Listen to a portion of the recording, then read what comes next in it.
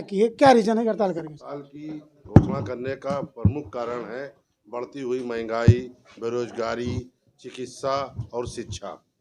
हमारे उत्तर प्रदेश में मजदूर, किसान, शिक्षक, कर्मचारी सब परेशान हैं।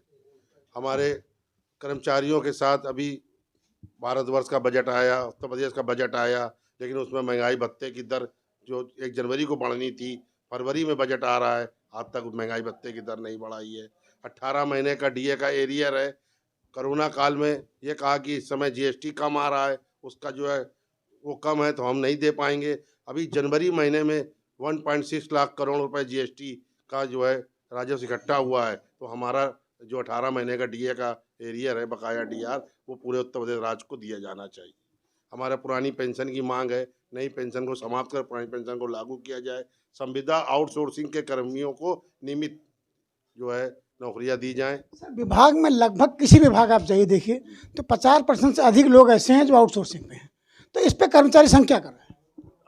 हम मांग करते हैं आज आपके माध्यम से कि जहां पर संविदा के कर्मी रखे गए हैं उसी विभाग में नियमित कर्मचारी हैं, तो उनको छोड़ के संविदा के कर्मियों से काम किस आधार पर लिया जा रहा है, इसकी सूचना सरकार को प्रसारित करनी चाहिए। आपको लगता है संविदा कर्मी जो कहने विभाग की जो प्राइवेसी होती है बाहर नहीं जा सकती?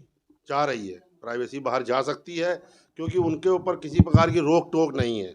और एक सरकारी कर्मचारी जब हो जाता है तो उस पर बंदिश होती है, वो गोपनीयता के साथ अपने सरकार की बातों को बाहर रिलीज नहीं कर सकता है। आज देश की स्थिति है, प्रदेश स्थिति कह लीजिए, आप कहीं भी देखिए, ये तो आउटसोर्सिंग कर्मचारी, लेकिन आज यूपी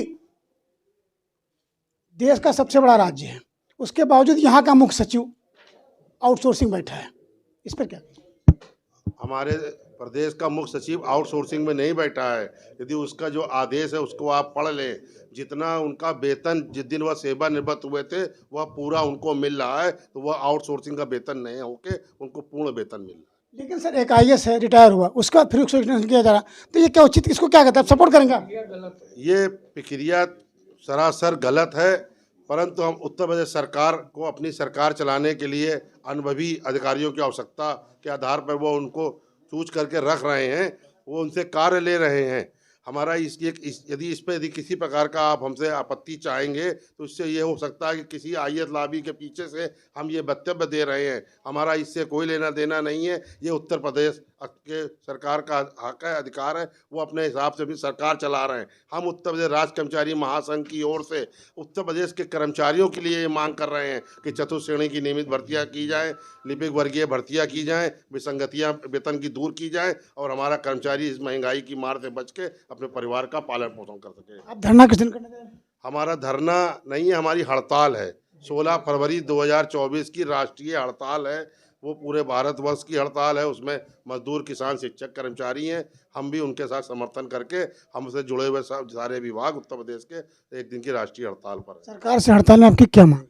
सरकार से हड़ताल में हमारी प्रमुख मांग है कि जो 1 अप्रैल 2005 से नई पेंशन योजना लागू की गई है उसको तत्काल बंद करके पुरानी प्रवासित पेंशन योजना जो लागू थी वो दी जाए, क्योंकि जिस प्रकार से भारतवर्ष का जो लोकसभा, विधानसभा, राज्यसभा का जो प्रतिनिधित्व कर रहे हैं हमारे सांसद, विधायक हैं, एमएलसी हैं, उनको आप पुरानी पेंशन दे रहे हैं, तो हमारे ऊपर नई पेंशन योजना न थोप कर हमको ही पुरानी पेंशन योजना का लाभ दिया जाए। आपने सांसद विधायक की बात की, सांसद है, विधायक के बाद सांसद बनता है, विधायक बनता है, उसको 2-2, 3-3, 4-4 पेंशन मिलती है, लेकिन सरकारी कर्मचारियों को एक पेंशन देने में सरकार को इतनी दिक्कत क्यों?